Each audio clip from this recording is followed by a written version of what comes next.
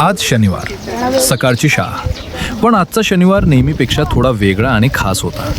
कारण आज विद्यार्थ्यांना वर्गात बसून फक्त पुस्तकातील धडा शिकायचा नव्हता, तर प्रत्यक्ष शेतात जाऊन शेतीचा अनुभव घ्यायचा होता. आजचा उपक्रम होता धानाची प्रत्यक्ष रोवणी.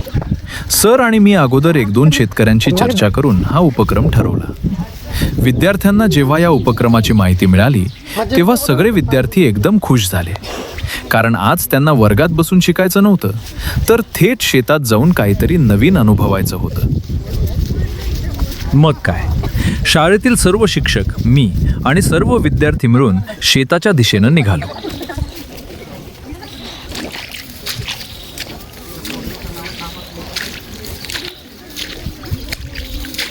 शेत थोडं दूरच होतं.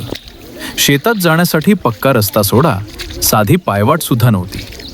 त्यामुळे आम्ही एक छोटासा शॉर्टकट मार्ग पकडला. बांधीच्या पाऱ्यानं एकामागून एक सगळे निघालो. सर्वात पुढे सर होते, मागे आम्ही. बांधीवरून जाणं म्हणजे जणू काही दोरीवरची कसरतच होती. पारा अगदी लहान, त्यावर चिखल आणि त्यातून पाय घसरून खाली पडण्याची भीती. तरीही सगळे विद्यार्थी जपून एकमेकांना सांभाळत आणि चिखलातून वाट शोधत शेतात पोहोचले. शेतात पोहोचल्यानंतर रोवणीसाठी चिखल अगोदरच तयार करून ठेवला होता. काही विद्यार्थी पेंड टाकण्याच्या कामाला लागले.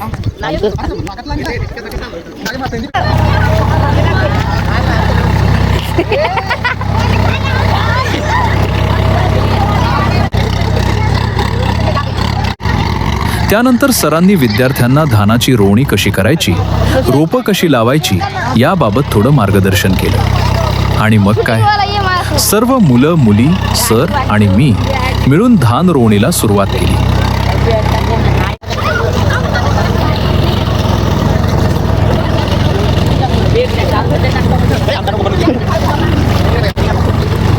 बघतो तर काय, मुली तर धान रोवण्यात चक्क पटाईत निघाल्या.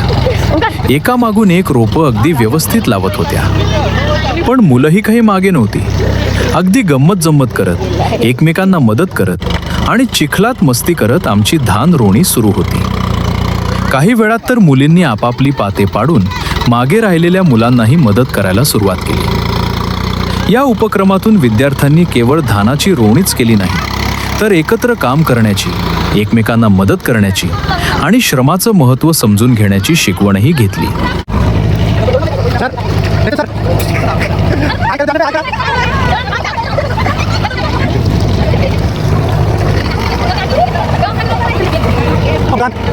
बघता बघता पूर्ण चिखल संपला. पण विशेष म्हणजे कोणीच थकलेलं नव्हतं. उलट सगळ्यांचा उत्साह आणखी वाढला होता.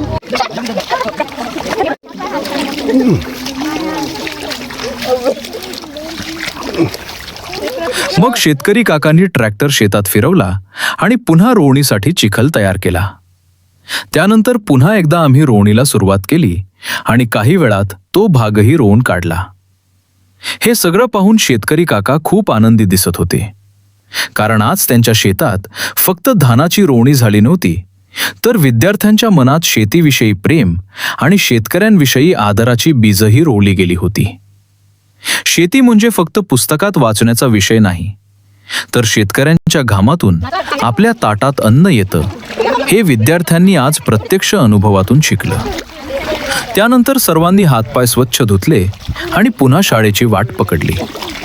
आजचा दिवस विद्यार्थ्यांसाठी केवळ एक शालेय उपक्रम नव्हता, तर तो होता एक अविस्मरणीय अनुभव.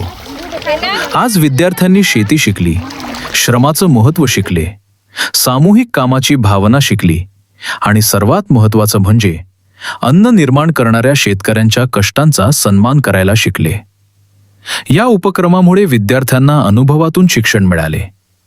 हा उपक्रम तुम्हाला कसा वाटला हे कमेंट करून नक्की सांगा. पुन्हा भेटू एका नवीन व्हिडिओमध्ये. तोपर्यंत नमस्कार.